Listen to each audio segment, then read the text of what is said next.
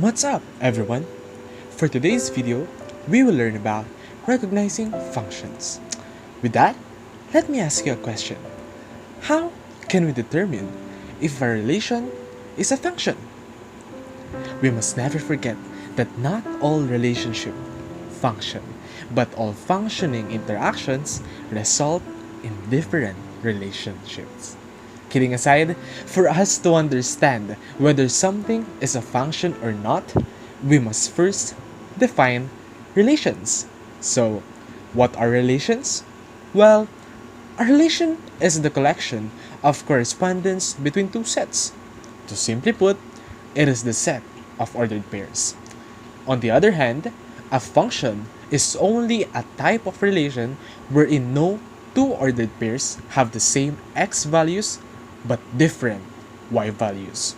So for instance, let the relation be this: negative 1, 0, 0, 1, 0, negative 1, 3, 2, and 3, negative 2. Is this a function or not? Well, it's not a function, since, as we said earlier, for it to be considered as a function, there should not be two ordered pairs that have the same x values but different y values. Like what 0, 1, 0, negative 1, 3, 2, and 3, negative 2 are. So, does that mean it is still a function even if y values are repeated as long as no two x values are the same? The answer is yes. That's the first thing to remember.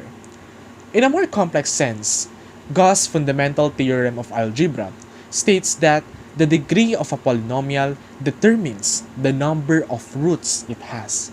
In the example, y is equal to x squared minus 16. The roots or x values that make y equal 0 are 2, negative 4, and 4, since our degree or highest exponent for x is also 2. Meanwhile, looking for the y variable, it only has 1 as its highest exponent. This implies that there will be two different x values for a single 1 y value, like negative 4, 0, and 4, 0. So is this a function? Well, yes, it is a function, since it does not contradict our definition. But what will happen if y has a degree of 2? Like y squared is equals to x squared minus 16. Is it still a function or not? The answer is no, because the degree or highest exponent of y is 2. It means that a single value of x can result in two different values of y, which contradicts our rule that no x must be repeated. Like when we substitute x equals to 5 to the relation, the result would be y squared is equals to 5 squared minus 16, then y squared is equals to 25 minus 16 by simplifying, then y squared is equals to 9 by APE, and then y is equals to plus minus 3, or positive negative 3.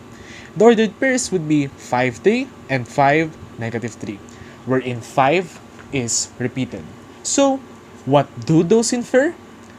To determine whether a relation is a function, there are three rules.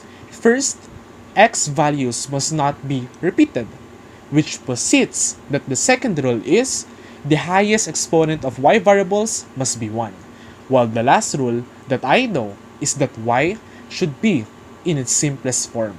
When I say simplest, there should not be any attachments to it. It should just appear as y, not absolute value of y, not square root of y, or cube root of y. Simply y.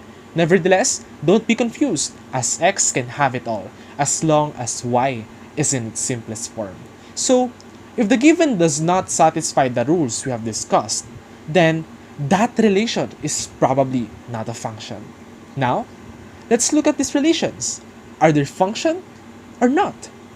Remember the rules and comment your answers down below. See you next time, as Archimedes awaits you. Subscribe to our channel and click the notification bell to be updated for our next video.